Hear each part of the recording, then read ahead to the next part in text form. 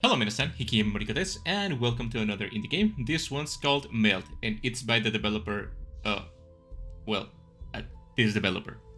And this is another game from the Toxic Yuri Visual Novel Jam, so let's start the game.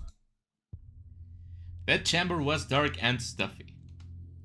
Heavy curtains were drawn against the windows, shutting out all the faintest traces of daylight. Candles lit it instead, burning with strange scents, which didn't help the feeling that there was just too little air. I wanted to step out of the fresh air, out to get fresh air, clear my head, but I had to keep my eyes on the demon. It was stooped over a small table where it had arranged 5 of the candles spaced out on a wide wooden board. Lines and curves were traced out between them in red wax. Here and there, their hands flit out, shifting or tilting the candle, just so I couldn't tell what real difference that could be making. Even to my eye, it was obvious the patterns between them weren't finished, so I tinkered with minutiae of the candle's placement. Marimate. Demon. Why are you stalling? The demon. Whew, it's an attractive demon. I think it's a good moment to move myself to the other side. Yeah, this way. Yeah, I think that's gonna be much better. Stalling? Whatever do you mean? You know what I mean. Drop the rest of the lines. But I can yet. I'm left waiting for the wax to gather. It's awfully hard to rush it. Of course, if you really do want this done quickly, you could help out. What use would I be? Magic is the domain of your kind. Don't sell yourself short, oh brave knight. With your help I could have this finished in moments. It's much faster to work in blood than wax. Finish the circle. There's no point in keeping you alive if you won't make yourself useful. You say you want it done faster, but it won't even work with me when I give you the option. I'll take a no give with you. Lucky you that I am quite a talent. The demon craned her head around to give a sneering smile, bearing fangs. Then she placed her hands together, palm to palm, as if in prayer, next to the hands asleep against each other in a shout of sparks, leaving the little red flames burning on her fingertips. She cradled them around one of the candles, then scooped off a cup of hot wax with 2 fingers of her other hand. This she almost painted onto the wood, completing the diagram and its strange sigils. The candle suddenly burned brighter, yet somehow the room only grew darker. I blinked and it was all normal again. I couldn't spare it that much though, not after the man in the bed spoke up. Is that it? Woman bickering over a pretty drawing of candles. I wrote to the king expecting a proper remedy. Your lordship, I apologize profusely for the uncouth nature of this creature. It is a demon, but if it hasn't lifted the hex. Of course I lift it. Do you think I throw away my life to spite one cudgy old toad? You there, lordship, stop complaining and stand up already. You're fine. My hand went to the hilt of my sword. But the Lord did cast aside his covers and shakily pull himself out of bed. He hacked a cough and then breathed deeply before a smile bloomed on his face. Color started to bloom once more in his cheeks. Why, it is gone. I can move without the pain. So you have broken the affliction I had been cursed with. You have my thanks, Dame Ascarate? I don't know. I bought at that. But his smile receded as quickly as it had come. That matter addressed, I asked why turn ourselves to the wider matters. Of course, the demon who cursed you is still there. Who cursed you? Sorry, it's still there. It will need hunted down to ensure it doesn't simply curse you again. That might be a little difficult. I turned to see the demon smearing wax off her fingers and onto the side of one of the candles. She was even looking at the Lord. A curse that was probably placed on you from rather far away, and how long ago was it there you were first waylaid? They could have been gotten quite far. But they probably haven't considered they went out of their way to curse you, but not even well enough to kill you. They are likely stupid. Or they want to watch. Or maybe it's you. I'll bear a personal grudge either way. Damn, Ascarate, I don't know. Control this full creature, I will not be addressed. I'm just gonna call her Ask. Not be addressed by a potion tongue. Yes, your lordship, my sincere apologies. The demon heaved aside, I grabbed the creature's arms and felt muscles tense under my touch, like a cornered animal, but she couldn't spring, not for now. Just glared with empty threat. Yeah, she angry. Demon's own magic hand bound her, tamed her enough to be a tool. Not a pleasant tool, but a useful one. Of course, the Lord despised her. He would really be a fool to trust one monster simply because it cured the prick of another fangs. Demon's only truly new power and blood. I squeezed the arm tighter, ignoring the hiss that poured out. He looked satisfied. My lord, if you should ask me, I'm sure I can root out the demon who cursed you. He nodded, only to wave a hand dismissively. Of that I have no doubts. I have only the highest faith in your order. After all, you would not be trusted to hold this monster by the tail if you were not adept at hunting down and ending its sword. But this is not the task I will trouble you with. Others can search out demons, and my men have not been resting on their laurels while I was so indisposed. Now there is a better purpose you could set, the beast to serve our kingdom, which I may ask of you. What did he want with a demon, if not hunting down another? There was little good they could do. I couldn't help but tense to. I keep it from showing. My men have brought troubling news in the time I was cursed. There has arisen a band of traitors to the crown. Rebel grasping for power no lowborn curse could hold. Cowards hiding away in the mountains, fleeing from the confrontations, their rebellion little more than petty banditry.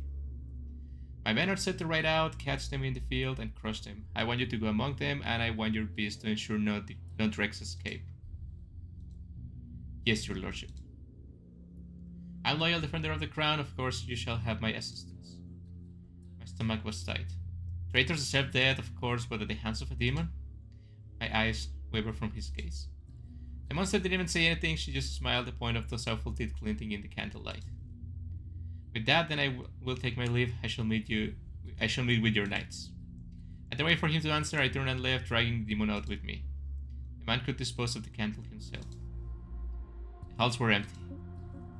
Bare walls, bare floors, the paintings and tapestries had come with the Castilian when they moved him to the annex. Nothing but the echoes of my boots on the stone floors. The patter of the monster's steps as she struggled to keep up. When we came upon the corner of the steps, however, she broke her silence.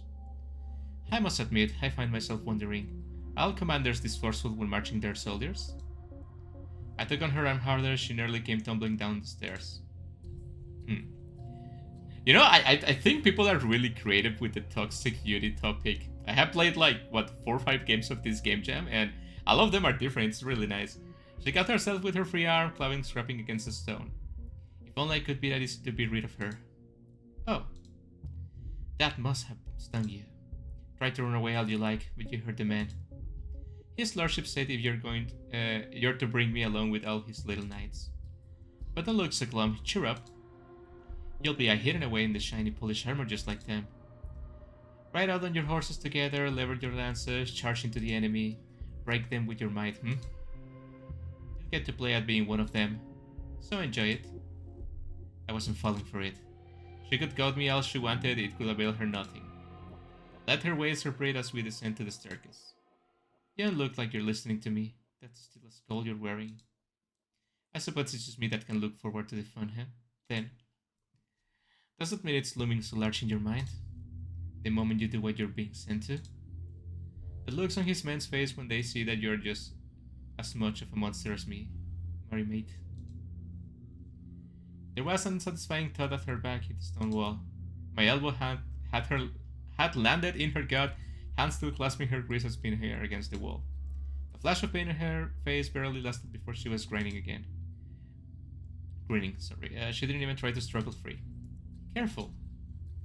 You could send us both tumbling down the stairs. Bite your tongue. There's nothing in common between us. Keep telling yourself that. Come on, you've done this plenty. Killed humans, heard them scream in agony and terror, ignored their crying and begging. I thrust my elbow into her stomach again. She didn't stop. Saw their guts spill, smelled the tang of their blood in the air, heard their meat sizzle and pop. I knew that it was right. I'm nothing like you. I kill on the order of the crown of Ascona. So have I. You only did it to save your own hide. Untrue. I also did it because I wanted to see those humans die. Because I wanted to kill them. And of course because you let me. They deserve to die. Exactly. My darling, I'm not criticizing you. When you look at a human and only see something that needs to die, it's about the most admirable thing about you. The only thing that needs to die is you, demon. Oh well, nobody's right all the time. Do you want me to toss you down the stairs? Oh, absolutely not. I'd be terrified if I thought you were actually about to do it. But we won't know you're too loyal a dog for that. Master sent you after some rabbits and better catch them first. My master is no more Castellan, served no less than His Highness, the rightful king of Scotland. And did you just sort of have you following now? I knew better. She wanted me angry, even if it only hurt her. Demons only wanted misery and suffering. They were insane. And here I was about to lead one towards so many new victims. But maybe she was right. I didn't serve this Castellan. He had no true authority to command me. I had to finish the last order I was bound to follow. I was well within my rights, so to end this demon here and now, I should. The Castellan could solve his own rebellion. That's what he was here for after all. He was already sending out his knights. They could be the ones to fight this battle. A little flicker of doubt seemed to creep onto the demon's face, so she was starting to realize her mistake. Good, let her feel the fear she's inflicted on so many others. The horrors I've seen in the eyes of so many poor faces. Victims of monsters we were too late to save. Enemies on the battlefield as I had bested them. My fellow knights realizing their wounds were deeper than they thought. It was always the same. Trash am I to hide it? I jerked her wrist and saw it flash in hers, but a hand pulled hard enough to actually drown her down. Shut up, demon. Mercifully she did. What? I was returning to be one of the maps again, riding with a proper face, not serving as the lone escort of a demon. Of course she was still there, sat on the horse, riding across from me. It was a straightforward and slow-going riding as a march after all. It consumed unfortunately little of her attention to keep on the move. Horses are really such interesting creatures. They are so many times your size, such powerful muscles. And yet they suffer to drag you humans around. That horse is dragging you around. Hardly this beast and I have an accord. She has agreed to ferry me on her trip, knowing we both benefit from it. You could say the same from humans, right? I turned my head, the demon was smiling at me in a caricature of pleasantries. The better part of me knew to ignore this latest nonsense, but I couldn't shake it. Come off it, you can't speak to horses. Oh, can I? She leaned in and elbow wrapping herself over the horse's neck, then she started to say something, though the words were swiftly snatched away by the wind. Just as well it was surely only a joke, or... Silence. The demons only froze in place. All she could do was turn her eyes towards me. The animal seemed to shine with the daylight. She waited as if breathless anticipation of the command to come. Stop whatever you're babbling, I'm not giving you the chance to recite an incantation without notice. At that she snorted. The ladder rang out light and airy. You thought I was attempting a hex? Come now. If I really thought it was that easy, then you think I would have slipped it up before now? Oh well. At least the horse understands me. Despite myself, I couldn't help but scoff. It was always a little disturbing when she managed to catch the spirit of humor in her scrabbling claws. I wasn't failing for it, even without my training, I need to be a mad fool. Yet it was the kind of thing that tended to linger. When my thoughts went to the previous monsters I had been called upon to contain, it was strangely not the cruelty that bubbled forth, that came quickly, but it lagged behind those little moments when the facets had nearly worked. And lastly, as if only an afterthought, did the restoring finality dawn. That they were. My eyes shot over at the sound of that crackle. My hand went to my saber. But the demon was still just sitting on the horse, shaken by laughter. It went on for several seconds before she seemed to grasp herself. I'm sorry. You just... You look so grave. So lost in what surely utterly odorous contemplation. About where I can actually speak to horses. I never quite know with you. You make yourself so utterly drab and dull, and yet every so often. I let her run her mouth. There wasn't much point in cutting it short. She would only find something else to prattle about or resort back to needling me. Oh, that. Here I am, lauding you for your comedic talents, and you hardly acknowledge it. Surely you should be desperate for a compliment by now. I leveled a stare at her. Of course it wasn't enough to shut her up. That's better. Just a little more now. You can do it. Use that tongue. Are you trying to get me to silence you? Oh, I nearly had you there. Alas, my clever ploy cut out. I shall have to suffer and continue speaking woe is me. A man's voice called out in disgust from the knights riding along behind me. Lop the red thing's head off already. I turned my head and glowered back at them. I didn't know which of the men had spoken. Whoever had didn't indicate himself. The others didn't turn their gaze towards any culprit. They all stared just ahead, eyes on me. Just as well I was hardly affronted on behalf of the demon, the lesson was clear. I was turning around when I noticed the demon looking back. Her eyes were fixed on just one of the men, with animal intensity. But the rest of her look was lazy as it frozen in that moment of outrage. Her mouth was half open, tongue drifting behind the bottom row of two sharp teeth. Her jaw wasn't still working even so slowly and... C3. The demon may as well have actually frozen then. If those eyes hasn't struggled to me, I might have enough. I have thought she had. It had been an act before, but I could feel it this time. The hairs on the back of my neck stood up. The tension was thick in the air, not just that. Power lay bare between us, almost if it was something I could reach out and touch. My heart quickened, as it always did, overcome with the instinct to flee before the predator struck. But it was my hand on the reins. All the demon could do was wait and stare, and feel the helplessness come over her. The way she had doubtlessly inflicted it on who knows many innocents. I let her soak in it for several minutes as the horses walked on. The men were as silent as if they were spellbound too. The unease in my chest only built up bit by bit as if the leash might come apart in my hands should I tuck it on any longer. It wouldn't, but knowing that never helped the feeling. Finally, it had been long enough. It will not put a hex on my men. The demon snapped back to life, contorting her face in a snarl. But these are not your men. You can might as well leave her be. It was short-lived though, fading into a mere skull. I know that. If I did, you will kill me. Well, we're certain of that. It's just him who would be scared of anything else. You aren't to try and frighten men under my command. I'm not stupid, and I have no interest in letting you have your petty victories. Thanks, it is such a fleeting sense of satisfaction enough to court losing your head even sooner over? Maybe it is. But I guess it isn't. As Maria's indignation might be on your face, I blink in surprise. Seemingly in that moment the demon had shifted on an insidious grin. I hovered aside and turned my head to the horizon ahead. There was no point in trying to find the sense in the rambling of a monster. I forgot that lesson a little too often. We made it. The enemy camp was visible in the distance, given away by the faint glow of its lights. It wasn't an impressive fortification. It's not for the mountains. It would have been laughable. Even with that, it wouldn't last the next day. If the cowards wouldn't give battle in the morning, and likely they wouldn't, storming the place would be terribly hard.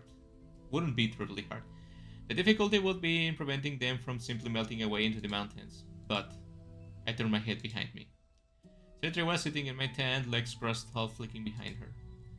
A weak grin danced over her face, like she knew what I was thinking about.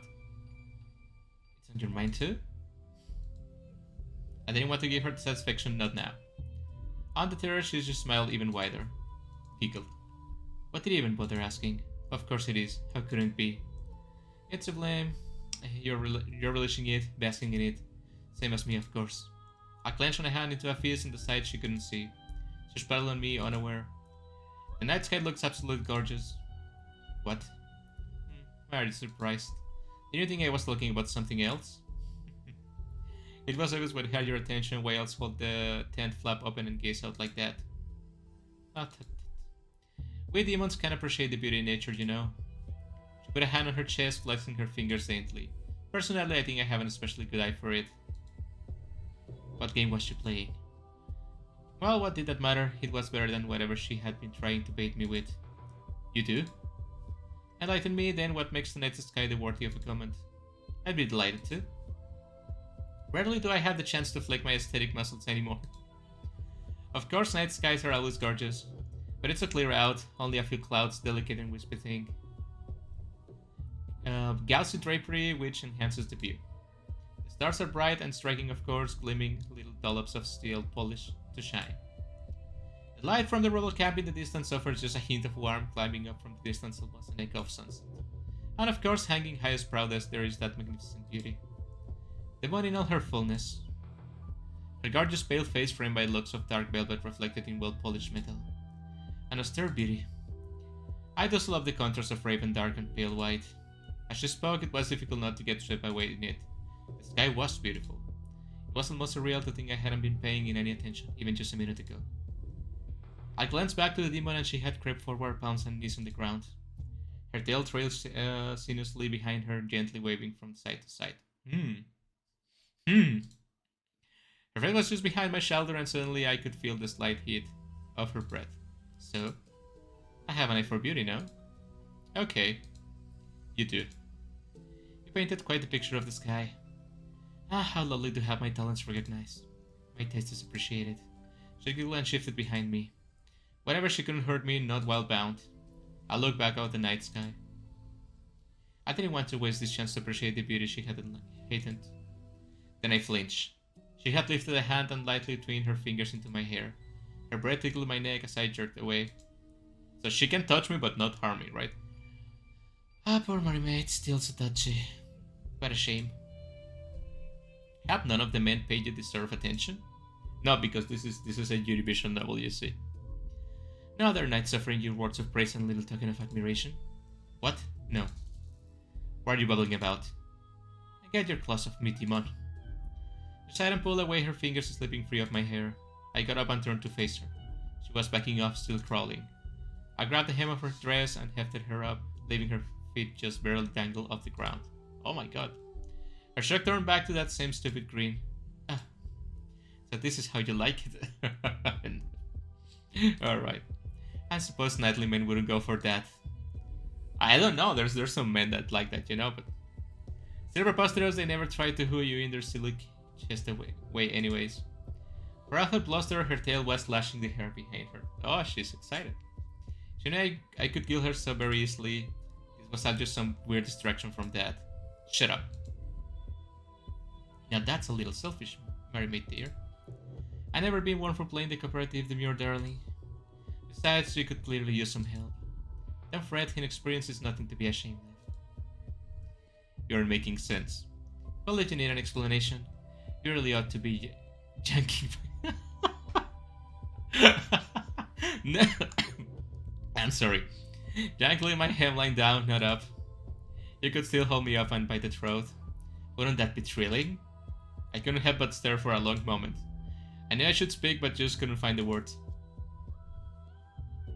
What was she even? You're blushing so much. See, I knew just what would excite you. My chest bare. Was unheaving. The feeling of my soft skin under your touch, heat rising to the surface, as I can only scream helpless. Gasping at me, oh my god. Chill out, until with a shudder and a spasm, I'm finished. Dangling in your grasp, limbs bent. This is killing you or the other thing or both? Wouldn't that be nice? What the hell? I was painfully aware my breathing had gone heavy. My cheeks were burning. Why was I getting aroused hearing this monster speak? And you know what? Fair enough. How did she get into my head? She was dangling there, her dress straining somewhat under her weight, and yet she looked so composed.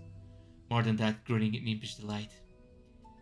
I hadn't managed to straighten my thoughts and say something before she spoke up again. Her voice was soft and yet so clear. There was nothing to hear but it and my heartbeat. See, mermaid? You're quivering with excitement. You know you want to do that on me. To me. I'm sorry. It's something you must have fantasized about so often. With me, with others before me. That's how you should kill me, mermaid. Huh? You can do a lot better than just shoving me around, all brute strength. But I know you can manage finesse. I just couldn't sit there, hang there any longer and watch you fumble around it. I can just tell you want me to do that every time you grab me. You settle for throwing me around, but you want to squeeze the life out of me.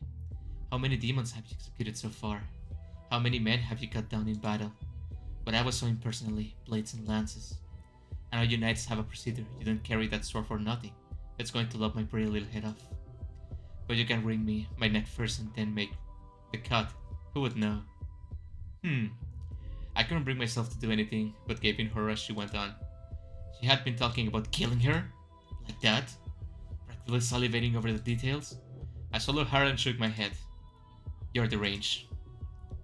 Whoa, we're not gonna king shame anyone in here, okay? I let go of her dress collar and let her drop. She She landed on her feet but lost her balance and stumbled a little. I turned away from her and just tried to compose myself. Of all the demons I had handled, C3 was by far away the most inscrutable. Did she want me to hurt her? Was that some insane attempt to goad me? Or was she just unable to understand anything but slaughter and sadism even when she would be the victim? I let out a long exhale. What did it matter? Come the next morning, I was going to turn her on those poor rebels bastards as a monstrous weapon. And then I will return to the crown and report on things, and maybe then the burden of this monster will be taken off my shoulders. And of the world's. I craned my head back to look at C3. The kingdom of Askana has used you for at least one more day, demon. You'll live for that much longer. Lay down for the night. Alright, mermaid. You don't have to face it all right away. I'll be here when you're ready for it. Shut up, one more word of you tonight and you can sleep outside the tent. She was still grinning as she came back over towards me, walking, not crawling this time. Hands already pulled behind her back. I took out a length of rope and bound them together, and to the corner post in the tent. The face. I put it higher than usual. I wasn't giving her any chances tonight. Seeing the insufferable grin finally contorting pain didn't hurt.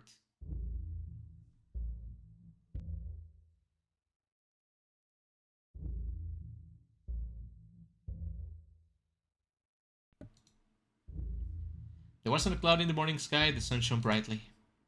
The wind was still, save for gentle breezes. Fine weather for a battle. Nature wouldn't buoy those rebels any reprieve, capricious as she was, today she served the crown. The bastards in the hills knew it too, they had ready themselves. To my surprise, they had actually assembled it to keep a battle they really should have run in the night. The overconfidence wouldn't truly cost them, they will fall to a man regardless, this was just going to make it easier for them. I was glad of that, better this way. The fighting will start soon, they weren't so foolish to be the ones to close, and so we will move to meet them. Any minute now we will begin our advance, close and make the charge. The Castellanos man was surprisingly adept at mustering his forces. I didn't know who he was beyond simply the man at the head of the retinue of knights. If he had a new title, it couldn't be very high not serving this lowly little castle. Still watching him listening, I couldn't help to think he should be the Castellan. But the matter of lords wasn't my place, leading wasn't my place. That for now was in the back apart from the Castellan's knights behind the lines of the peasants, Levi. The Castellan's man had whipped the slouches into admiral order, shields and spears in hand, ready to meet the rebels and hold them fast. Their flanks were guarded by the mountains and the other fortifications. They weren't held in their fort, but had been so full as to abandon all protection. But they had only cornered themselves. What if they also have a demon, huh? There were no knights or proper men at arms to be seen in the enemy's distance rank. Sight was no guarantee at this distance, but these were rebel. They wouldn't have cavalry. Bronzes to ride and carry pack, perhaps with callow beasts that would bolt at a real battle. I looked down at the horse beneath me and gave her neck a long slow pat. She was still for battle, but her role was riding foremost, not charging into the fray. I spurred her forward and wheeled around to watch C3. She was in a bustle of activity, flitting to and from the pack mule. Fetching a tool of her origin, finding it a place in the mess of the powder lines and ruts tracing the dirt. Then darting back. There was no trace of her usual lethargy. She looked up, maybe she likes killing people. Well, she likes killing people, right? She mentioned that. She looked up to see me watching her and barely paused before going back to her frantic work. Her eyes were shining. It was disgusting. Then came the sound of a horn and shouts as the advance began. Steady a measured pace for now, but it will come to a charge.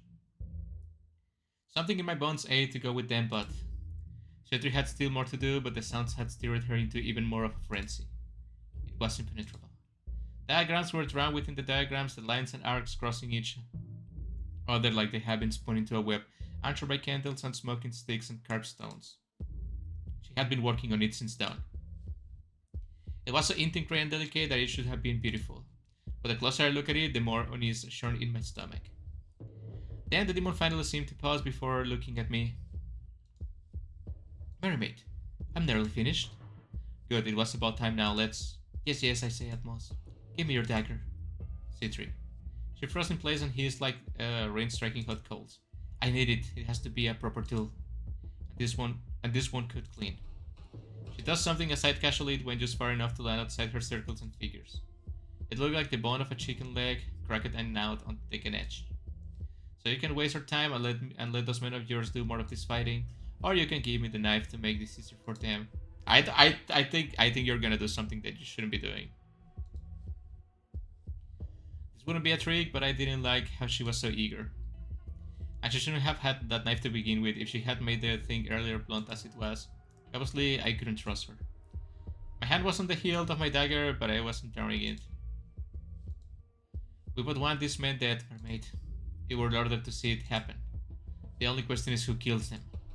Are you really going to deny me the chance to be who does it? Just to spite me? So that was all she was after. I drew out my dagger and threw it down in front of the little monster. It wasn't like she could actually hurt me, even should she try and turn it on me. She seized it with a weak grin and without hesitation flickered its tip down the length of her arms. A shallow line of red beat it up, blood for blood. Take mine and take theirs. She held out her arm and it started to bleed profusely. It gushed out, falling like a curtain on the ground. I couldn't help but feel ill at the sight of despite myself. I offered the nourishment to the ground, to the roots, to the fires below. I have opened the way for more. Drink deep all the spills here. In exchange, let me your favor. Let the blood that shall be shed nourish me in turn.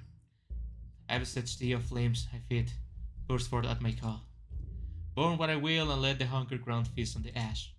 I shall give more than I call upon. Answer me now. Does my gift suffice? As suddenly as I stared, the blood stopped flowing. The bottle of it sunk into the ground as if a parched, leaving an ugly patch of mud. Sister Green glanced to her arm and then brought it to her face. She lapped at what blood was there without hesitation. When she was done, it was smeared with blood and spittle, but without the hint of a wound. Casually, she popped the dagger into her mouth as if the sock of her blood was left on it.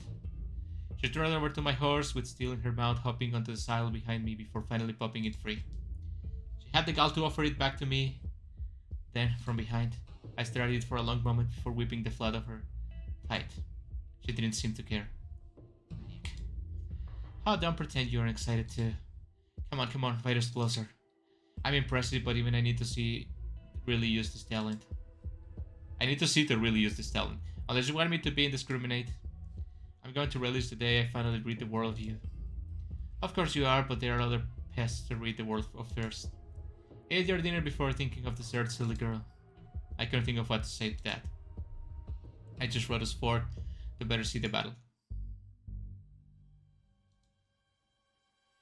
The lines had met and the rebels still held fast in the press. Their line might have buckled but hadn't yet broken.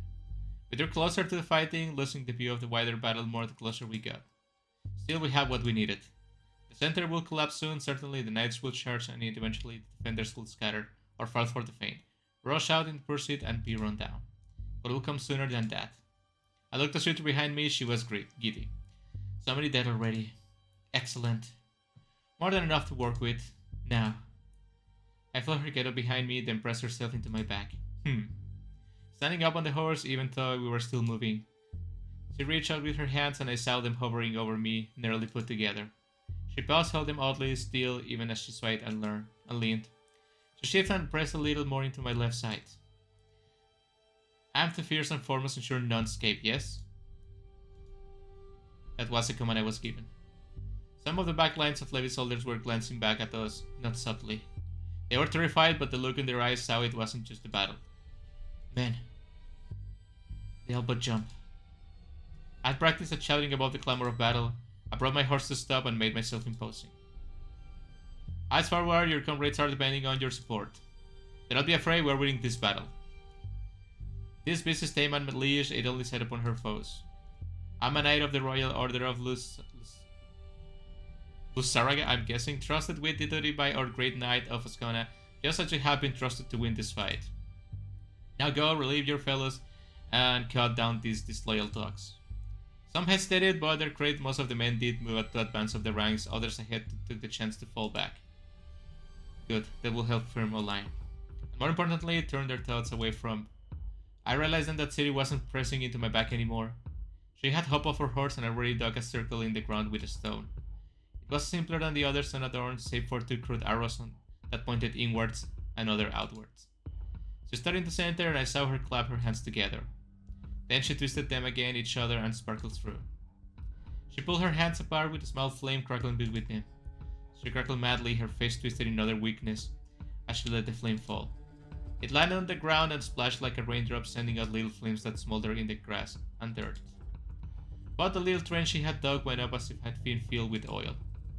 It crackled around her, painfully bright, rolling with heat and licking at her feet. She didn't seem to notice. Then a tremor shook the ground, a rumble rained my bones, and suddenly everything was awash with red.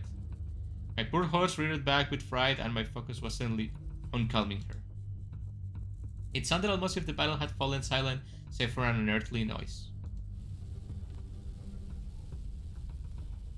In the distance behind the rebel lines, there had burst for a curtain of fire. I could hear it even from here. I could only see so far, but I knew they were surrounded. Then it was as if the stillness broke and sound and motion rushed back into everything. So much screaming. Not only in the rebel lines. I had no time to waste. Once my horse was steadied, I cried out to the top of my lungs. Men, stay calm. Share these words. These flames hem them in. It will not burn the loyal. I shot a pointed glare at Citri. She meets my eyes and the look in her sickened me. It's true. Consider yourselves lucky, you loyal children of Ascona. You're spared today. She pranced forwards out of her circle then. The lively soldiers ahead of us broke ranks and scattered. I stood under my breath, but Citri simply made for the gap, fire cracking between her hands. The enemy scattered then, but not fast enough. Screams were cut short, only redoubling panic when they were set alight. Ha ha ha ha ha! But you have forfeit your good king's protection. Curse his name with your last breaths if you like, he won't care. He thinks you deserve no better than to be the prey of a demon. And he's right, for the wrong reasons, but what does that matter now? The men she set alight were still moving, still burning. They desperately tried to drop the ground, to roll in the dirt, to tear off their armor and clothing. Some had rushed forwards to try and save their comrades. It wouldn't help, it never did. The fires would go out if Citri didn't will it. She could have burned them all to ash by now, but I could smell the poor bastards cooking.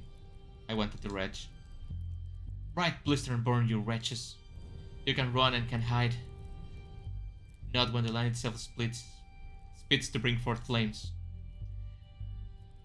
So do the one thing your sickening kind are fit for and throw yourself on the pyre.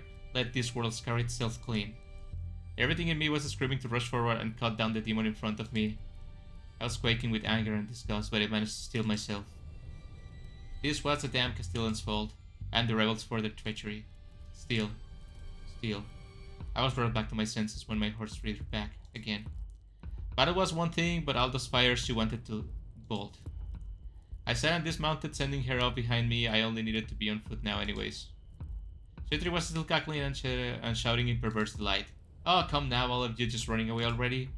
Are you all too scared to even try and fight? No hero coming to save the others? Ha ha ha ha ha. Smart. But it won't save you. A patch of the ground burst open with a god of flame swallowed up 3 men running.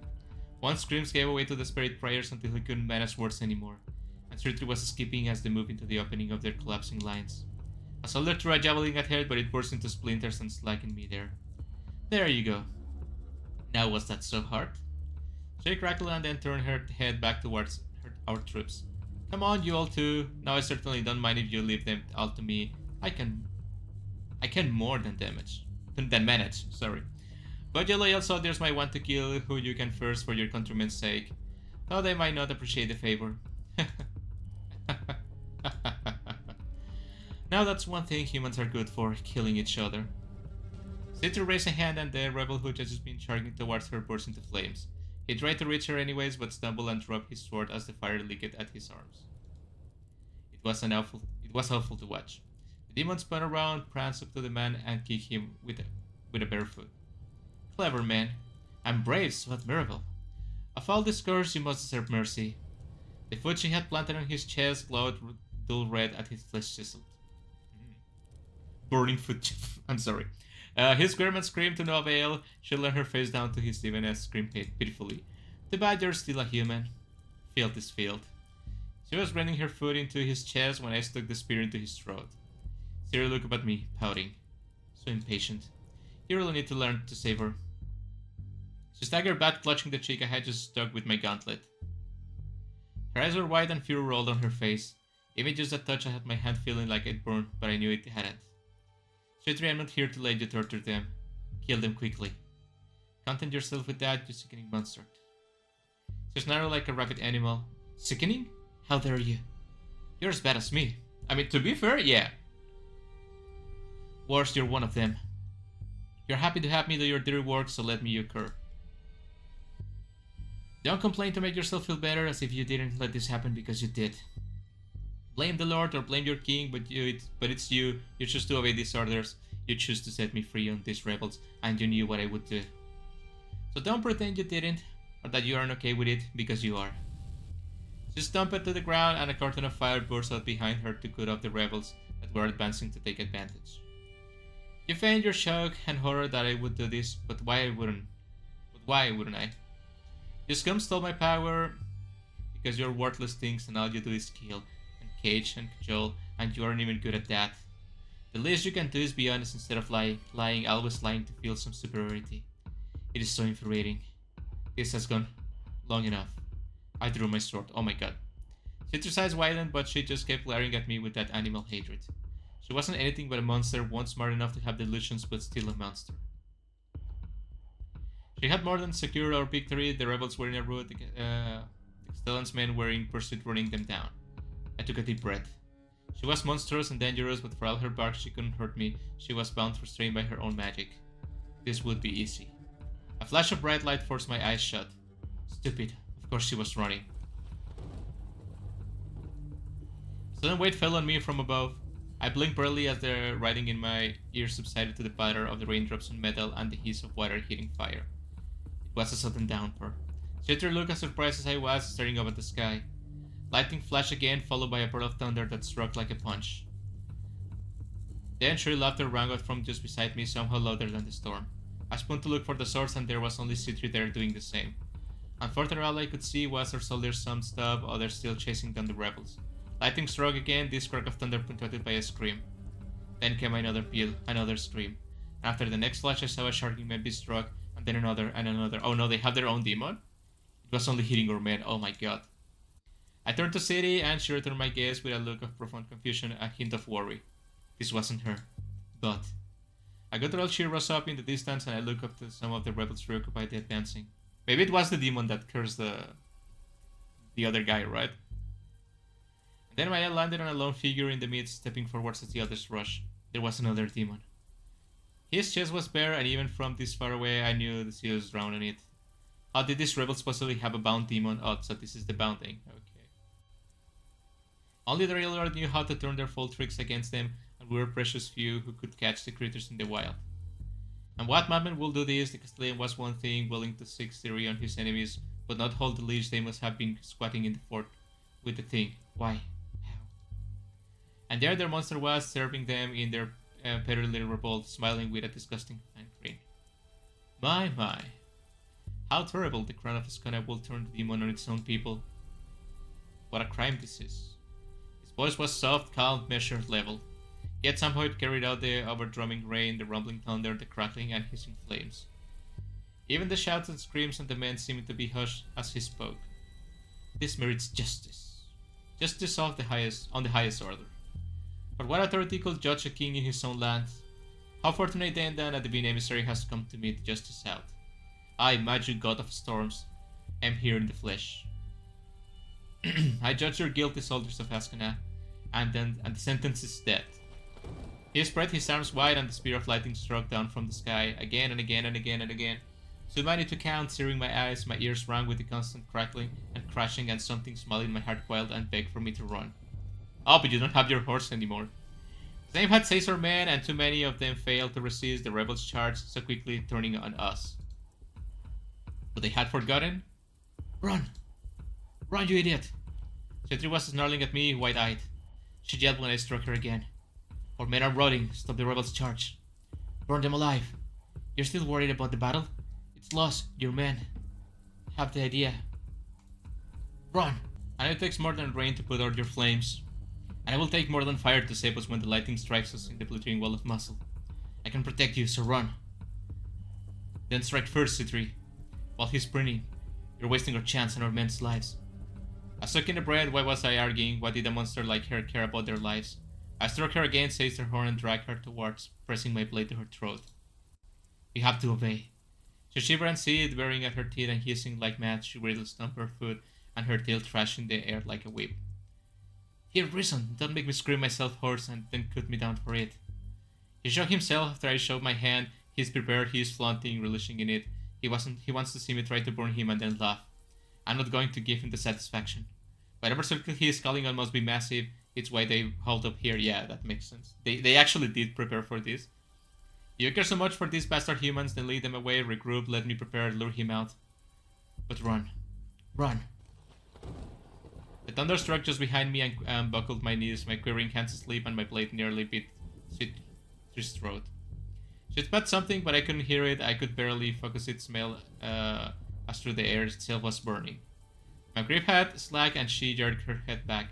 Wrestled her horn free, she shouted, but I could make out was the sound of my blood rushing in my ears. Then the wretched thing shoved me, snarling like the feral beast that she was. Stupid, I should have made the cut while I could have. Now 2 demons to kill, it wasn't going to. Run!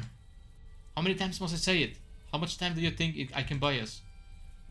Clearly my withering eyes shifted to focus on the lights behind her, not just the flashes of lightning, but a curtain of raging flames. Citra was painting, stamping her foot on and going on furrows in the mud, feeding the flames with each stroke, but soon after they shrank and diminued again, flickering and struggling in the rain, not that it did anything for the screaming men caught in it.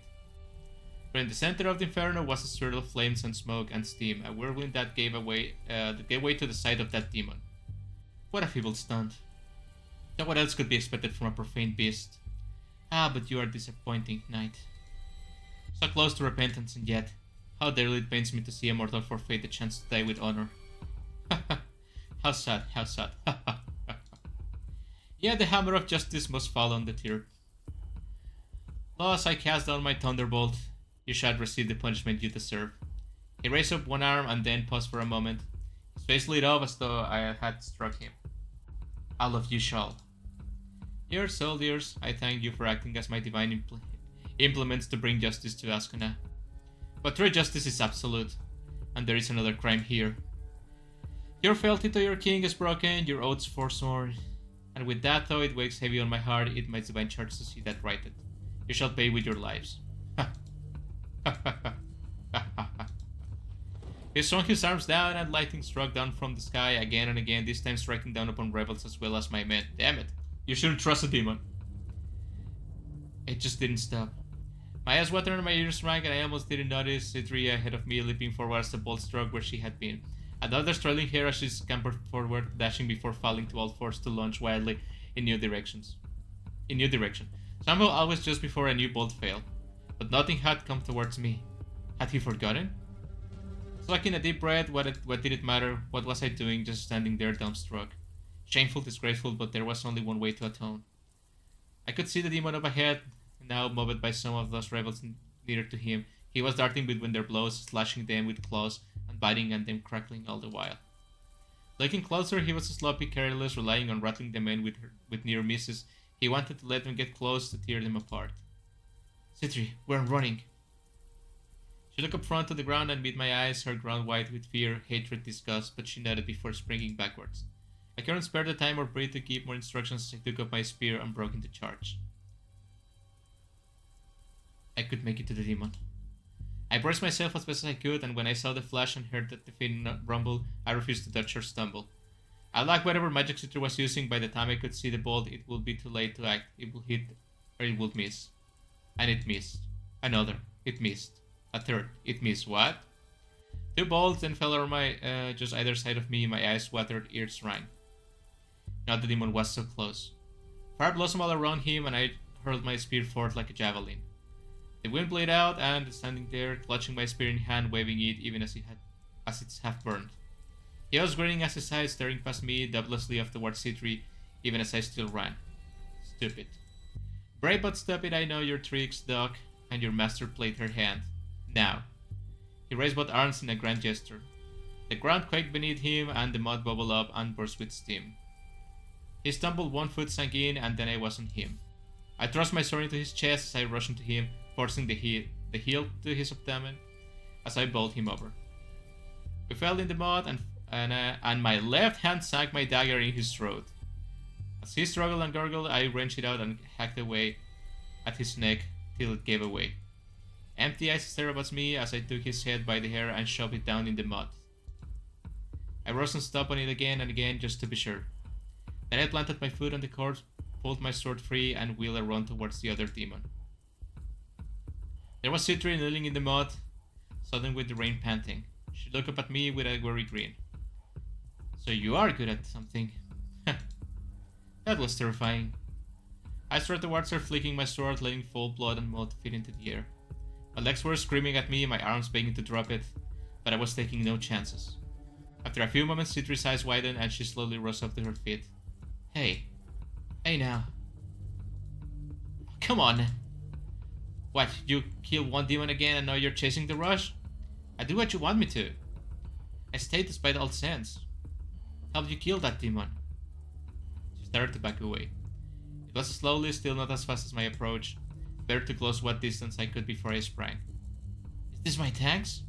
I took a deep level breath as I advanced. Fine. Yes, it is. Grab bloodthirsty monster and letting you loose on that hapless bastards was the worst thing I ever done. But there's only one way to atone for that.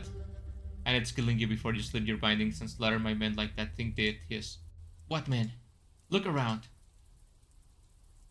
I turned to scan the surrounding scent. Nobody was there. Nobody left. No standing. Charred hosts bodies face down in the mud, figures curled up on moving balls. My hands started to shake. I tried to save them. To let them run and have a chance.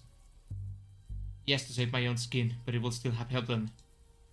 But you picked standing and fighting, and this is what that got. All the soldiers dead. I killed who I was supposed to, he got ours. He'll even spare you to hurt me. He thought I was some pet, and still in wretch attached to you. Because I hadn't slipped leash like he had. Well, that's because he didn't know how. And I killed him instead of asking. I killed him. If I hadn't thrown off his balance, he would have struck you with lightning before your blade bit. You don't know that. No, I do. Or do you think I just got lucky to evade his lightning? It's the demon, not that bad after all. Fine, but there's still no reason to keep you alive. You're only good for killing. Fine. Run back that Castellan gave him to demon heads. Tell him there are no rebels left, just as asked. Only cost all his men. Because you are the only good for killing. I raised my sword. She didn't even flinch. Damn it.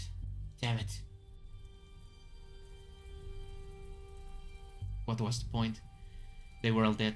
Citri hadn't slipped her bindings, hadn't thrown on them. I had simply failed. There was nothing more to it but that. And I hadn't been given the order to eliminate this monster. She could still be useful if other had demons. Citri blinked in surprise as I sheathed my sword and turned to head forward. We aren't catching up to any horses or mules that survived this onslaught. But there's still daylight, we should move while we can. With that monster dead, the rain will probably let up. Right, okay. But now this isn't the right way, we aren't going back to the Castellan. He'll find about this eventually. But this news has to reach the capital immediately. It will take days to get to the next town on foot, but not as long as it will to go back for horses and then ride past the mountains to it. The fastest route is a straight we cut through the woods in the valley. But first I glanced in the distance, the rebel fort was burned out, houses still smothering even in the rain. Keep your eyes peeled for necessities. We'll don't need more than the dead. Right, yeah. Finally, you're speaking some sense today. Shut up. She didn't speak up again after that. But then, neither did I.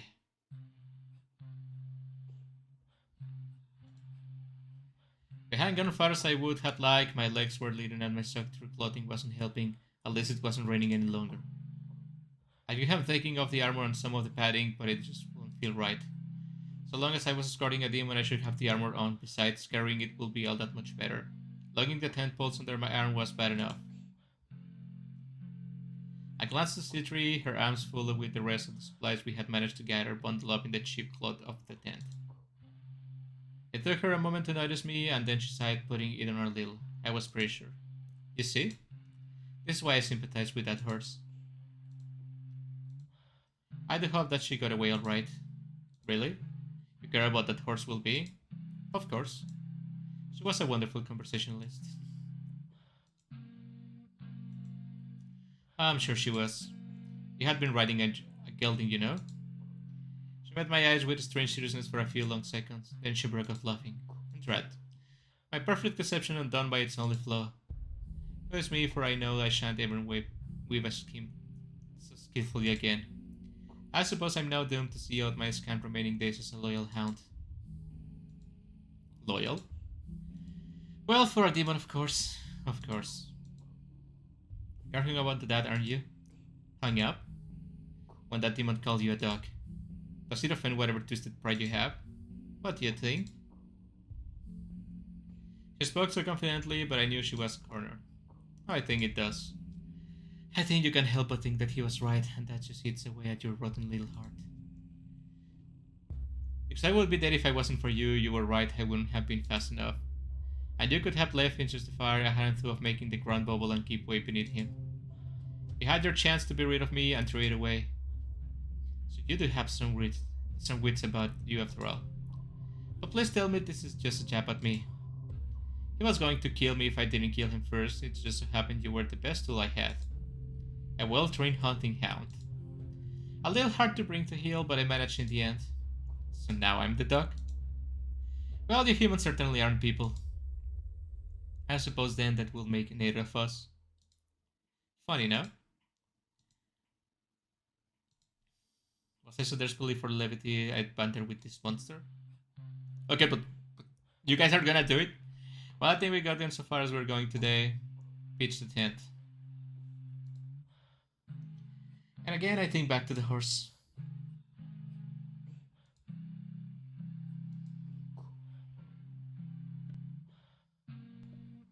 It was as much as for one person, much less both of us, but it was a tent. Much better than the nothing. There was already a slight chill in the air. It wasn't found if we hadn't found it, but we had. I rubbed on my face with both hands. This was all too much, but it was finally over for tonight. Well. Alright, Citri, I'm going to go to sleep. You mean we didn't set this up to play around together? You know what I mean. I riffled through the assortment of other things we have gathered and fetched out the bolt of rope. It had burned and frayed at one end, but it was more than enough. Citri's eyes narrowed and then she pouted. Really? After all the talk of how loyal I am? Yes? But, fine. What pole are you even going to tie me to? No, I'm not falling for that. What? These poles are flimsy and you could manage to snap one. Then what? She took a step back, not that there was much room to back away in the little tent as I stepped towards her. She backed into the corner and then shrank down. There was even a little tremor to her as she cowered. I groaned. I'm not stupid, drop the act. Now step forward and... Never mind. I reached for her and she even bothered trying to mimic a flinch. I grabbed her by the horn and dragged her out of her little hiding spot. I pushed her downwards and got behind her. Wait, what's happening? She waved her tail at the ground as I started to tie her up. I had to beat her off to keep her from sneaking away or worse in the night. I left her elbow in the ball to lay on her side. She struggled a little and this is kinky, right? But she struggled a little and whined, eventually gave up on the act. That said, I shook off my armor and did my best to find some comfort as I lay down on the forest. Yeah, let me just shivari the demon, right? You kinky knight. Everything ached. I rolled up on the back, looking up of the drab fabric pitch above me. It was bright enough that it must have been morning. I sat up on the stretch, pushing my limbs past the point of burning, and to strange relief. Damn. The Shibari demon. Then I glanced over to check on the demon. She was still there, not being able to wriggle out of that rope. She was folded up into herself, a little trusted crescent. It made her look so small. A delicate little wave. Peaceful for once in her life. Then she wriggled, failing to move, only barely managing to strain the ropes at all. I watched her for a little while before the better part of sense prevailed, and I started to get myself ready for another day of marching. I'd let her doze off for now. I had just finished donning my mail and plate when I saw her eyes had opened. Nice red eyes. She was keeping still, not that there was much else she could do. Sit down, opened her jaws, disconcertingly wide, and then blinked a couple tears. Good morning, mermaid. Have you really slept on your armor before waking me? Are you surprised? Oh no, just disappointed. Here you are staring at me hungrily all morning, but what show do you leave for me? How did she know? Spooked? Subtlety is hardly one of your virtues, mermaid. Honestly, and here I thought you had really quite liked the look of me tied on a post, but it turns out that it was tame for you. This is the earliest in the day you managed to lose me. Congratulations. How come now, don't be bashful. Your elbow drooling over me, not that I can blame you. It's not something I might honestly. You had some considerable restraint. Remarkable considering how you are the rest of the time. So I was looking at you. It's not that I can just put you out of my mind and trust everything will stay fine. Oh, of course, the danger I pose. My legs and chest could have bristled with dread at any moment. I wasn't. My eyes flitted down to her legs. This wasn't prudent. I couldn't be feeling that over a demon the other day. She had just got in my head somehow. And I was some kind of debased leech who lost it after a woman. I was a lady, not some man. Hey. You know, they always throw shade at men, but we are not that different when it comes to appreciating beautiful women, okay? I've grown how was she messing with me this badly already. Say whatever you want. Oh, I can? Wonderful, so I can point out that the next time you tie me up like this, you could flip my skirt up, pin it back to my stomach when you... What? I took a deep breath and swallowed hard and...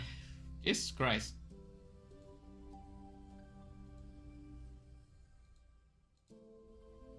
Why are you asking me to do this for you? Some insane attempt at distraction? Oh, I'm not asking. I'm just nothing that you could. I wouldn't be able to stop you. Damn. Begone, demon. I'm helpless here at the mercy of whatever depredations you might see. Oh gosh. Now we get to the good part. Not that the fighting was bad, but this is the good part. This is the meat, okay? I only mention this now so when you're nearly giving to that loose in your eyes, you don't tear my dress to shreds. That way I can keep some dignity in the daytime. This was just nonsense, nothing worth a second thought. Then the sound of the demon gasping drew my attention back on instinct before I could catch myself. Oh no, what I'm saying. Now you're imagining ripping it off, aren't you? Leaving me here, naked and shivering in the cold, tied up helplessly. Well, now I'm thinking it, unable to stop you from running your eyes all over me. Or your hands.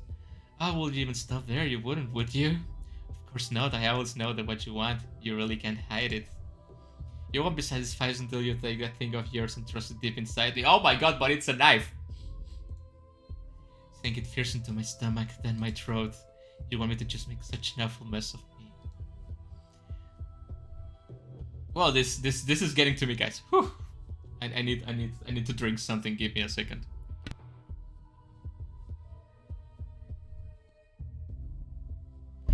Okay, I'm back.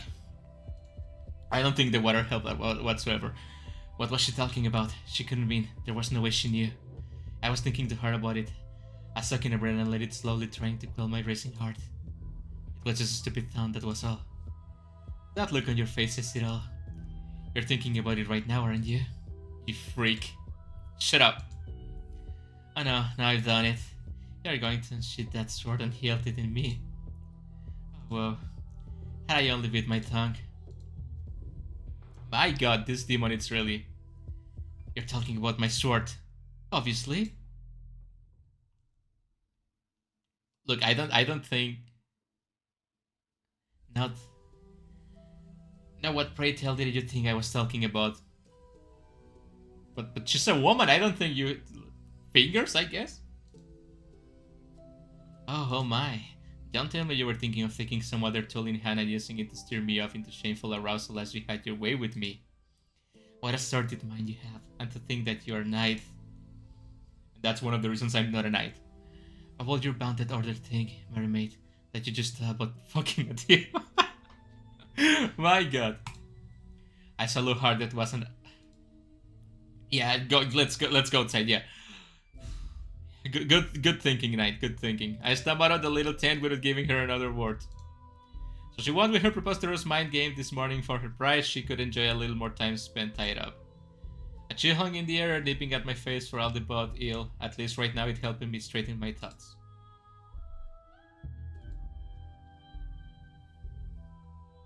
It will be several more days. Something dripped down my forehead. Not more rain. I glanced up to the sky, thought the gaps in the canopy, dark clouds looming, and down from them gently drifted specks of white. No more time to waste, I went to the tent to untie Citri. Now it's snowing. As shivers struggled forward already, the forest was covered in snow. It didn't seem it would let up anytime soon. What had I done to deserve this difficult after difficulty? I said as the dark thoughts crossed my mind in answer. You always struggled with the cold, don't you? Had to actually bear it, unlike you. Oh, you poor thing. Would you believe I'm not particularly enjoying it myself? Oh, it's your much vaunted magic failing you? Far from it, but I'm still barefoot, clad only in a threadbare dress. I would just be fine if I had on all the padding you're sporting. I'd like to see you do nearly as well with mine. Right. A little tense. Terse, aren't we? Come on, Mary mate, this walk is dreadfully boring. Must I always hold up the entire of the conversation to boot? If you're going to continue insisting on inane prattle interspersed with vile provocations as your disgusting nature slips through, then yes. Yes, you are. Okay, that was funny. See, this isn't too hard. Insult me more if that's what it takes to say something fun. I want nothing to do with you, anything you consider fun, you're a disgusting monster. Yet I was speaking with her as if she was actually a person.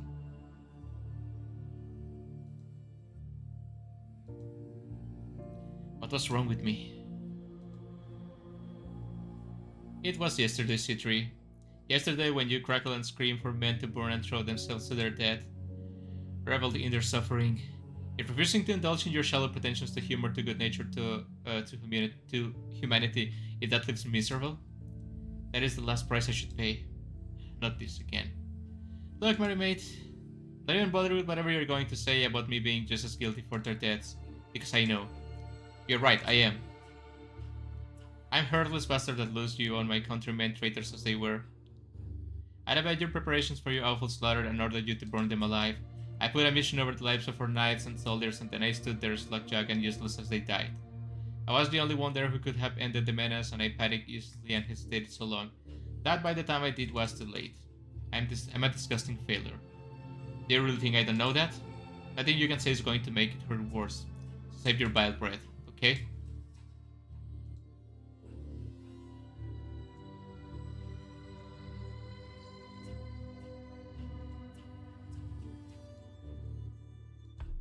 Alright. Citri turned her head, eyes floating over me. I really hadn't thought I would actually be pitying you. Here you keep wallowing, I'm going to get us something to eat. I'm not stupid enough to let you out of my sight. God, if only it could have been so easy. You can follow me and watch then. But trust the actual hunting to me, alright? I don't want to see you scare a deer off and start bowling. We should probably set up a camp here instead of trying to carry all this with us. The armor will be bad enough. I stared at her intently before shrugging my shoulders.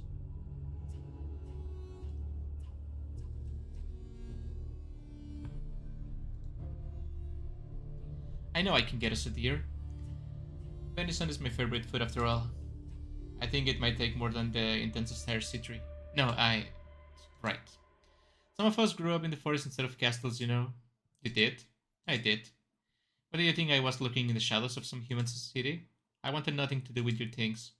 And I had my wish until your also holy order came to burn me out of my home so they could make me a weapon. That tactic didn't go very well for them. So to my shame, they did manage to catch me, obviously. Are you trying to tell me that you were only an innocent victim in all this? Because I'm not sure how do you expect me to believe you never killed any humans before your binding. Oh, obviously I don't expect you to believe that. I killed a few humans here and there whenever they were poking around near my home. I wasn't going to let them begin infestation in earnest. And as fun as you've proven to be, I wasn't one for pets back then. I suppose it's been lost to you all this time that all the disappearances are why my order came to investigate the forest. Oh, because letting them live without wouldn't have brought you running sooner. Those humans would have killed me on sight if they could have. Now, obviously, they never could have, but they would have run off to fetch those who might. I mean, yeah, fair enough. What did I say about surprised? I'm not saying you humans don't make a sense in your hostility, you're frightened and you hate your betters. But demons make sense in ours. Besides your nasty habit of trying to kill us, there are some of your things. Even everything that happened yesterday has barely cooled your hurt. How could we? Yeah, I guess if like there's only like let's say one demon for every 100 humans, could be an issue for the demons, right? How could we just try to leave you be? You won't spill over into our homes within a few dozen years. And you aren't anything you can play at speech, at humor, at culture, but it's all a sham. You just look at little like you just look a little like us. Sound like us, that's all your society is just a mockery. You barely know how to form the sigils you've stolen to bind us. And here I could paint them on you or carve them into you and they wouldn't do anything. Because there isn't just any spirit to you things, just the flesh. Your blood holds power, but the power isn't in you while you live. It has to be spilled. You may as well be dear. But I offered to hunt you one of those and you thank me? I'll be your order to hunt an army of humans and you despise me. I'm not even trying to kill you, I just don't understand. Whatever, here's our tent. Let's get that deer. Is that how you think? No, I was lying at length. Of course it is. So because I can do magic, I'm a mere animal? No, it's not that you can't do it.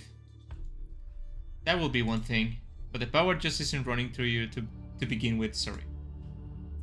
That's just the same thing, you're saying it differently. No, this isn't hard to understand.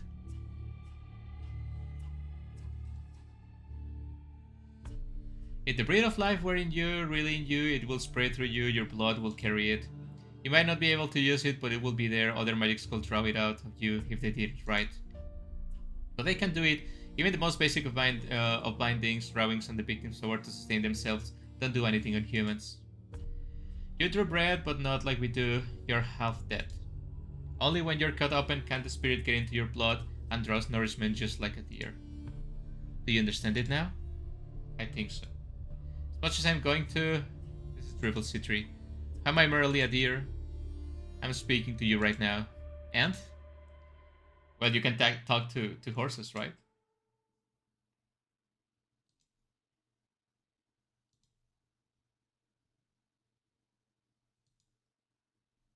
Evil was fundamentally a part of her, of course her view when the world will be insane. I shook my head. She was right about one thing, however I needed something to eat. That must be why I was like this today, or at least part of it. When I was back in the capital, I could write myself. You show me how you hunt deer. A warm meal really did help. My mind already felt clearer after helping myself to venison, not to mention my body. The warmth in my stomach was already waning to... Though as she took... as the cold crept back in. It was even worse now that the sun was down. Staying inside the tent barely helped. Why I wouldn't give her a decent blanket again? If only we were so lucky. However, can I offer some help? You aren't going to ask me to use magic to warm me, are you? No, I'm talented, yes, but working that effect on a human for hours while I'm asleep. It's much simpler than that. We need to huddle together for warmth, or we are going to freeze overnight. I look at Citrus skeptically. I knew she was right as soon as she said it, but wouldn't she want to chance me to succumbing overnight? Would she not be able to warm herself either? You're right, that's the only safe choice. Well, that was easy. I'm glad you aren't being too stubborn for your own good this time. For once. Then sitted down, stretching her arms up upon her head, aching her back, even curling her tail upwards. The only thing I wish is we could see the tail better. Her chest rose as she took in a deep breath, letting out a second yawn. Then she likely lay down on the floor of her little tent. But am I not going to restrain her? For a moment my mind went to the rope, but that wouldn't be a wise idea. The more tied up she was, the less well she'd be huddling with me. I finished doffing off my armor and then lay down to join her on the ground. It was strange looking into her red eyes so close while on my side. Part of me wanted to turn the other way, but I shouldn't press my front to hers to make the most of her warmth. And a little part of me didn't want to take my eyes off of her, even if I was about to close them. You're hardly huddling. Here. She reached out and twined her arms around my back, dragging me towards her with a surprising amount of strength. Given everything, as she pressed herself forward in turn, she laced her legs together with mine and nestled her head to my shoulder. Woohoo! Oh boy. Her horns were just barely out of the way. I wrapped my arms around her and tried to press myself close in turn. Is she going to kill me? Because I would like to die like this than in a fight. She was so very warm, a little hard pressed to my chest. The heat from her back was chasing the chill from my hands. Her legs even gave off enough warmth to seep into my frigid feet. A little blossom of warmth came each time she exhaled from her nose into my shoulder. My eyes slid shut almost without thinking.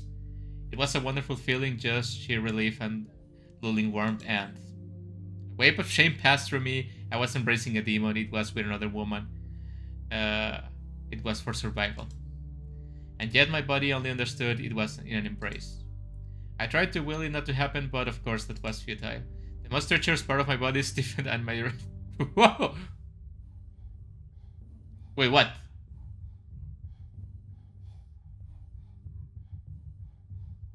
Wait, what?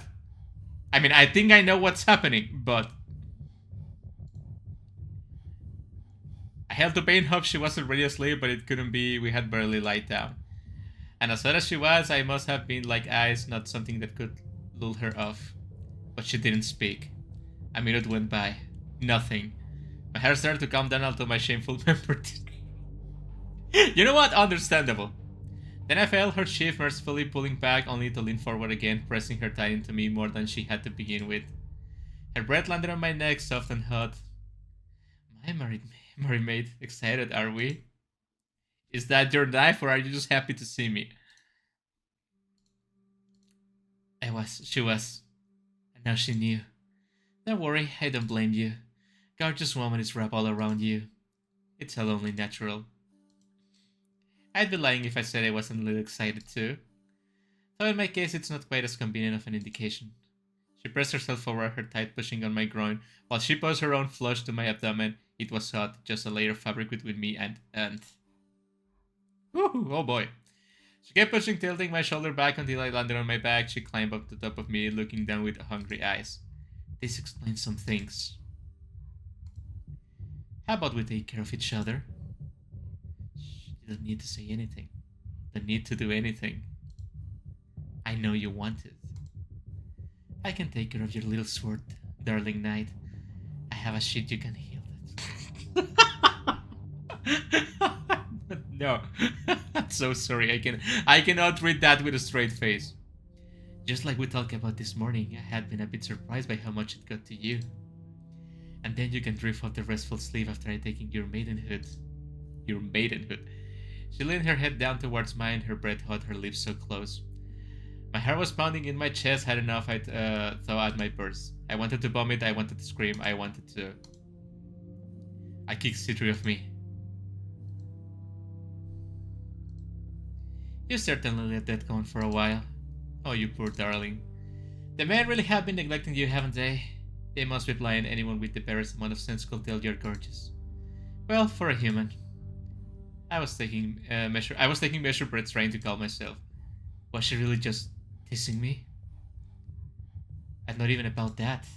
Did she not understand, or did she actually just not care? I shook my head. This was too much. A shiver went through me. Damn it. Citri. Marry mate. If you don't want to unfreeze today, you aren't going to do that again, understood? Right. It would have been nearly as funny the second time. Oh, you little tease. I swallowed and glanced around the tent now that there wasn't anything to look at. Okay. Let's just go to sleep.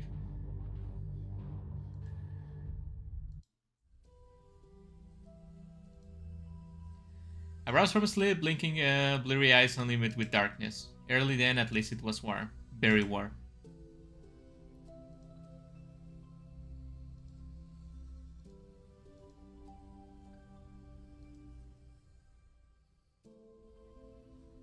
Found myself overcome by the strangest feeling that it would be so easy to hurt her, to break her. It wasn't that I hadn't had there before, it was always confident that I could kill her, that wasn't strange. But could I take upon myself to handle demons if I weren't assured of that? No, it wasn't that. Holding her in my arms, feeling her warmth seep into me with every soft breath, every little heartbeat, I felt the need to keep her safe. But even as I thought about it, I was ebbing away, I was coming back to my senses. Had I been lingering from a dream, perhaps I had been cradling a young girl I had rescued or even a daughter of mine. If it was a dream. Wherever it was, it felt nice. Protecting someone. As our thought went through me, what good had I been at that lately? I shook my head, took a deep breath to steady myself. Enough of that, it was too early to wake up. And maybe if I fell back to sleep soon enough, I could catch the feeling again.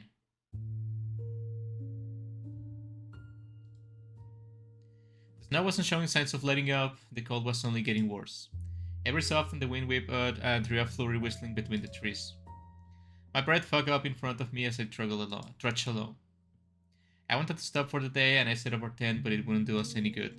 And if this was only a cold snap, not winter just closing upon us early, we only needed to travel a few days more. Trying to wait it out will just have us suffer through more of this weather, all told, or at least it will have me doing so. Citra didn't look to be suffering, that wasn't surprising considering how warm she had been the night before, but she had said the cold still bothered her. She had gone out of her way to suggest we huddle for warmth, giving me up a chance I might not have woken up, even if only have a small one, had she needed me. As hot as she had been, now that I think to it, it would still have been much warmer than the air. She seemed to share the sentiment, as for all her occasional complaints, she hadn't begged for any early reprieve. I thought she was eager to make it back to the capital for its own sake. After all, with the news we had to bring, she wouldn't exactly benefit. A sinking feeling came over me as my steps slowed. Citra didn't notice, or at least didn't care, as she kept trudging on ahead on her rough way east. When I told the others in the order of this Maju of a bound demon who had ended up in the hands of a common rebels who had slept in buildings and slaughtered his keepers, they wouldn't take it lightly. Our demons will need to be more tied securely, lest be stolen. Maybe he had been himself. Extra care will need to be taken in watching and handling those we kept, knowing that they could escape our control completely if only they found a chance. And we wouldn't keep all of them. Less useful demons will be put to the sword on the spot, no longer worth the risk they pose, as well as some of those most dangerous likely. And of course any of that might know how to break the bindings or even knew that they could be broken. After I spoke with my superiors, surely they would give me the order to execute Citri immediately. I could see it already. Yeah, that makes a lot of sense.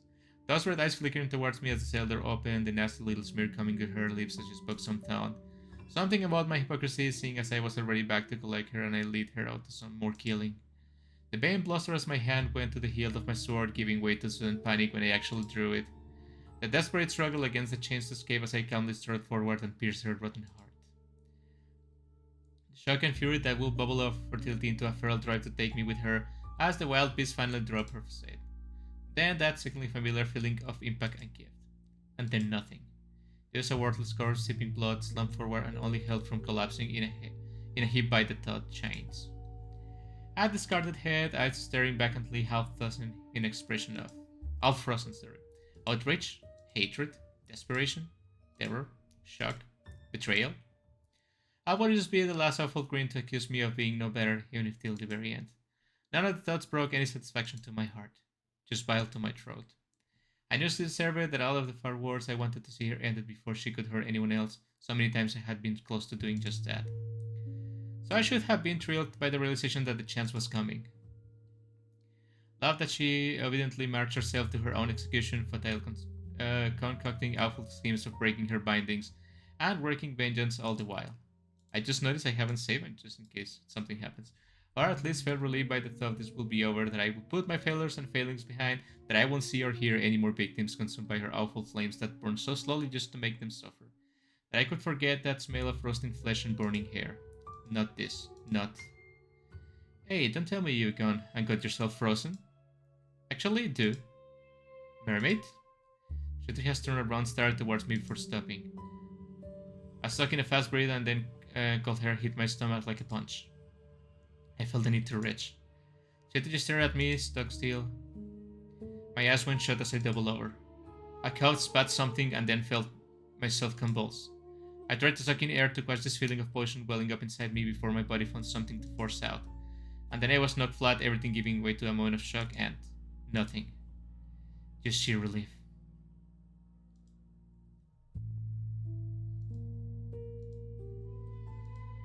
There, now you're fine.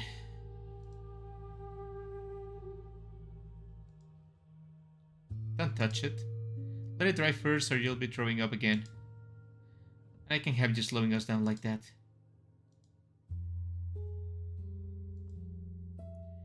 Really, you can even handle a little deer? It'd be fun if it wasn't gross. Of course.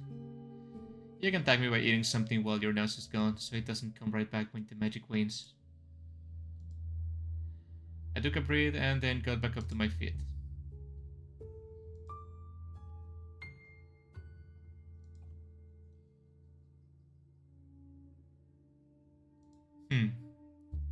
You think she'd like poison us with the deer? What about we call it a day for day? Is the brave night being laid low by a little nippy weather? Chilly breeze? I have to admit you're wrong though. I suppose I won't complain about some extra rest if you set up the tent. I think we have a bargain. Okay.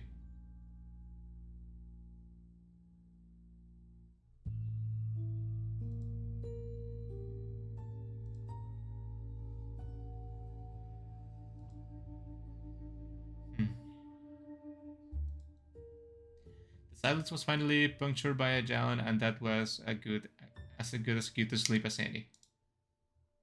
The feeling of her warm, held close swiftly lured me off to sleep. What?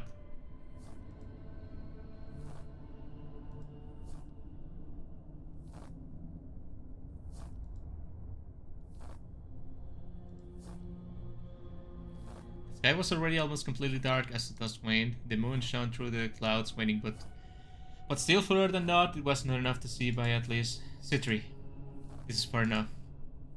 We need to stop and camp. I know that. But I'm telling you, we need to get to a safe place. Freezing to death in our tent isn't better than freezing to death on our feet. It's just guaranteed. A shiver ran through me and I groaned. I thrust my hand out towards the little dip in the ground we had been spending the better part of dusk traversing the rim of. It's right there. I know you don't want to pitch our tent there, but what choice do we have? So there's no tree stop to stop the wind we can manage for just one night. At least we could see.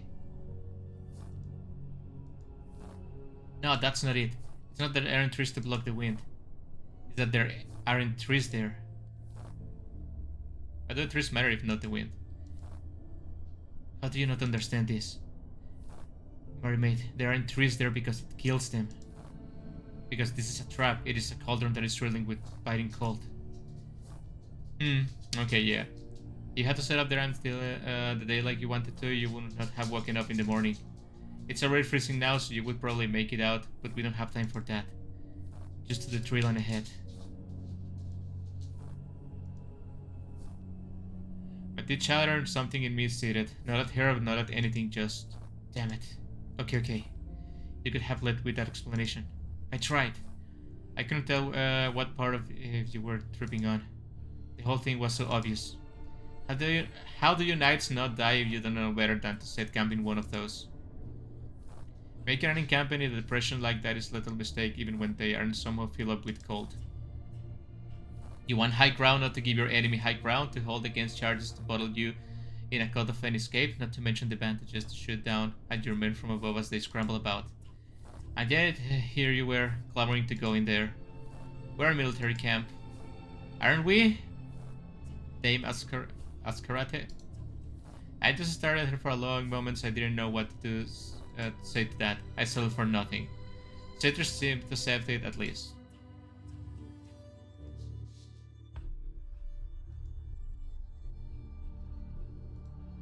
Citra nearly held her feet in the fire. Finally. We warned ourselves as best as we could. Eventually we had to put out the fire and retreat to sleeping in the tent.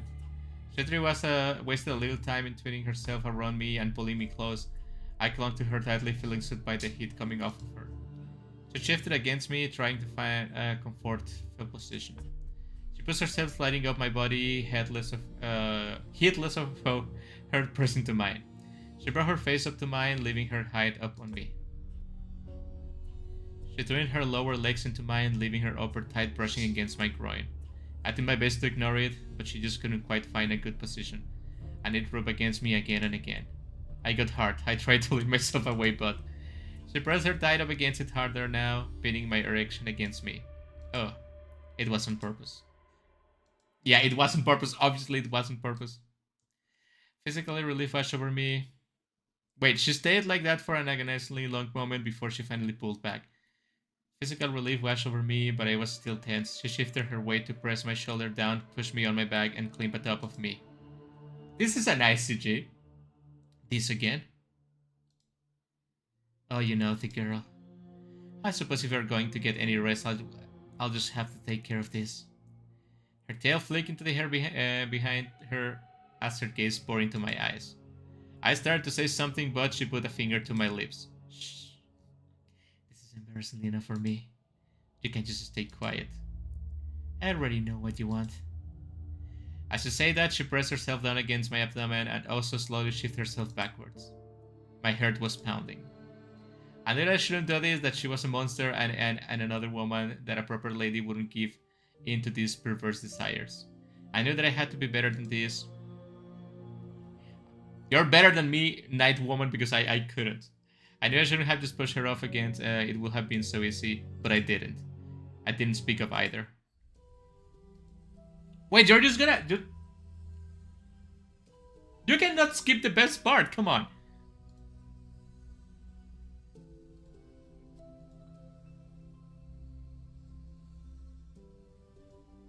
Well, within the day we could be at the closest town. I could get something earthy to eat, sleep in a real bed in the warmth of a building.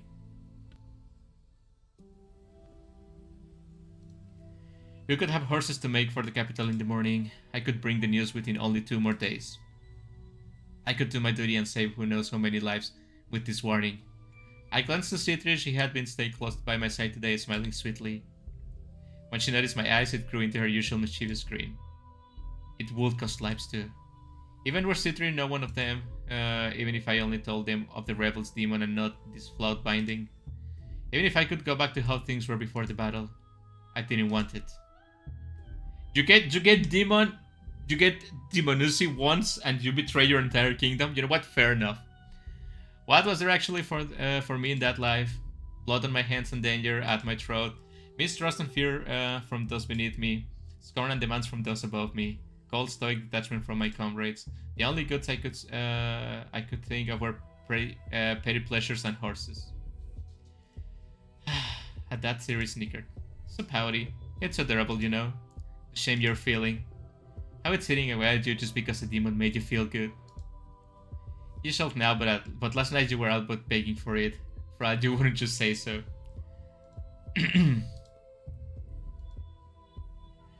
Should I was still hung up on that? And maybe I was, but what will that matter if I just marched her to her execution? I sighed and she giggled, or maybe she wasn't clueless. Maybe she had realized returning was her death sentence before I did. Maybe it was a love ploy to wrap me around her finger once she had me alone, to fool me into caring for her, to thinking she wasn't a monster, to falling in love with her, if that's what this was. Maybe it was a love ploy, and once I set her free, she wouldn't kill me. I didn't know. I mean, you can just keep her, right? Like in a binding, but with you? Some part of me screamed it had to be, but another part of me refused to believe it. But if it was that ploy, I fell for it, and she killed me. Would that be so bad? Did I really deserve any better than that? Was I possibly going to get any better than that? I had been so little when I fled my home, to be safe, to be me, to reach for what I knew I wanted, knew I needed, no matter how foolish it was.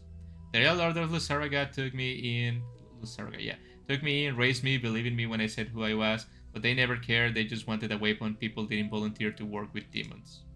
Maybe it was time I ran away again. You have to be careful of the people that say they accept you, because not because they say they accept, just because they care about you. They just want to use you and they want to your instant trust, right? Citri, finally managed to wrangle your tongue? You said you live in a forest before? I did say that. Your mental prowess astounds. But what a bit of advice are you after here? You may have noticed we left the trees behind. I know, but I think that's a mistake. I want to go back into the forest. Citri was silent for a few long moments before she peeled herself away from my side. She turned to face me, her tail swaying slowly behind her. And why is that? What is a brave knight afraid of? I took a deep breath. It was my last chance to back out. My heart was beating a little fast. If I go to my order, if I tell them that we saw a bound demon outside their hands, if I tell them he escaped his binding, they are going to command me to kill you. And I'm not marching you into that. What one demonacy does to a motherfucker, am I right? My stomach was tied up in knots. I let out a shaky breath. I'm not marching you anywhere anymore. On my authority as a knight of the Royal Order of Lusaraga, in the name of the Saintress and for the good of Ascona and her people, Citri's eyes were staring into mine, but I couldn't quite read the emotion on her face. I pulled off my red gauntlet and the glove under it, and I cut my palm with the dagger, shallow just enough to make blood bead up. I release you from your binding, Citri. She's going to kill me, right? I forfeit the authority we have over you in its entirety. I could almost feel the weight falling off my shoulders. I don't know how to break the sigil itself, but I know it was written on in her blood. Citri's eyes shone, she canted her head, and then she laughed. She licked her thumb and wiped off the diamond on her chest as if it was no more than some dried mud. I appreciate the dramatic gesture, but you didn't need to cut yourself. Breaking one of my own sigils isn't hard, and the blood it was applied it isn't special. It was only your order's authority and the command not to alter my binding that kept me from doing so, and thus stuck obligating all of the other commandments. It just went on feeding on my spirit, forever perpetuating itself. And now it's gone. All thanks to you. Boy, she's getting close. You're going to kill me, right? But okay. Getting killed by a cutie with red eyes, it's the best thing. Cedric grinned maniacally viciously as she sprang up on me. She set her hands on my shoulders and I started to feel heat blossom. I took a half step back as my eyes widened. You're utterly foolish, you know that. I expected you're going to ask me to come live with you. Here, to play your fake forest wife. Okay, you got me there. Oh, it's written on your face. You are. You really think I might want to. And you want to. You're the demon-slaying knight. You who have denounced me at every turn, spoken so much of how I'm disgusting, irredeemable monster. You who have been on the verge of killing me how many times this week because you just hated me that much. I fucked you once and now you're in love with me? Yeah, I was about to say men are that stupid, but it applies to women too, I guess. Her hands were burning now and I could see the dullest red glow on my pauldrons. I swallowed hard but couldn't bring myself to move. And you think I might reciprocate? You really think I would want to spend a single moment in the presence of the pathetic human who served as my jailer, tormentor, slave, driver, and executioner to be? That I might like you? That I might love you? That I'll happily squat in a makeshift hovel with you in these woods? You think that giving me my freedom is going to end well for you? You're deranged. Cedar picked her hands up of my pauldrons. My eyes were watering not just from the pain. She spun around, turned to leave. I was really so stupid. I was lucky she left in that much, wasn't I? She could have killed me. She still could. I couldn't see past the tears. Then I felt her lips against mine. She tangled her hands into my hair and the back of my head and pulled herself up closer, standing on tiptoe and pressing herself flush to me. My mouth was slag with the surprise of it all, and she pried my lips apart with her own. Her tongue slipped into my mouth so hard against mine. I lost myself in it, the feeling of her warmth and softness amid stinging cold and tears. Then she finally pulled back, hovering so close, taunting me with the warmth from her lips with the slightest brush for just a moment. I always knew you were a fun one. She kissed me again hungrily and I lost myself in it. Then she pulled away, leaving me a teary, unsteady, needy mess. Damn. Sweetie crouched down in front of me and then scooped up a large pile of snow. She dropped it on my pauldron where he hissed and started to melt. She spoke as she went to do it with the other side. I will be delighted to stay here with you longer, merry maid. I'll be your lover so long as you're mine. Oh, good ending? Impossible. I really should despise you, want to kill you, make you suffer. But you're just too fun. Hey, if you want to make someone suffer, just marry them. Am I right, fellas? Cute too, but you're just too fun, cute too. I'm so happy I managed to fix you. Should fix her. She leaned up to kiss me again, just on the lips this time. I looked down at her and then my eyes began to tear up again. Yet I couldn't help but laugh. Sister joined me until we had lost ourselves cracking for at least a minute. Now let's go find a nice place in the forest to set up a camp a little more permanently. Wear out this cold snap and then I can teach you how to really make a home of it. I'm eager to learn. Let's find a home here. Sister went ahead of me, escaping these little puddles of water left atop the snow in her footprints. Epilogue. I stared in my sleep the night, feeling a chill. Is she gonna kill me still? It was the good ending, was just like a facade. There were no arms around me, no legs twined with mine, no head nestled to my chest. For a moment I was worried where Citri was, but there was a sound of canvas flapping in the wind. I tried to roll over, I couldn't. Something heavy was on top of me. I blinked and looked up the ice, adjusting to what the light was.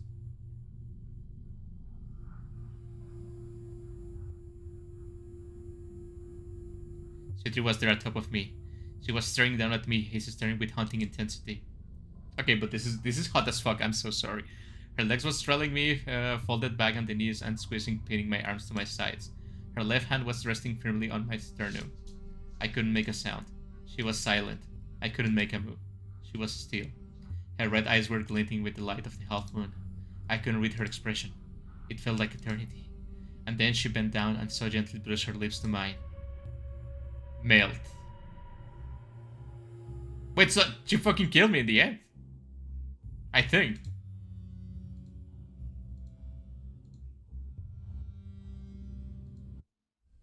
My brother in Christ, I died, right? She killed me? She didn't? I think she did. But holy fuck, this was nice. I'm gonna say, if anything, I think it went a little bit longer in some parts. Like, I think it just like it was not a problem, but I feel like it stretched some parts unnecessarily. Not so much unnecessarily. I just think like I really don't know what I'm talking about. It's like just the slightless feeling that there was a bunch of text that was not needed. Not a bunch of text, like a few paragraphs, if anything. I feel like I'm complaining about nothing.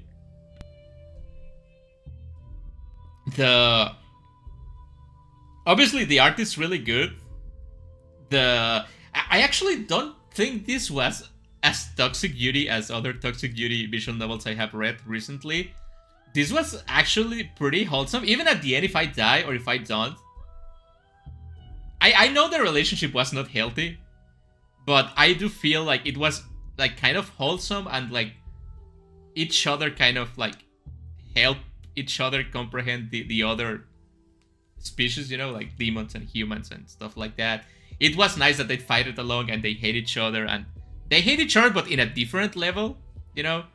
Like one thinks the other is an animal, the other one thinks that the other one is also an animal but in a different way. It was really, really nice. Obviously, amazing CGs. I love all of them. You know, the actual Yuri scenes, magnificent. 10 out of 10. Really, really nice. This demon actually now knows how to make people feel things, right?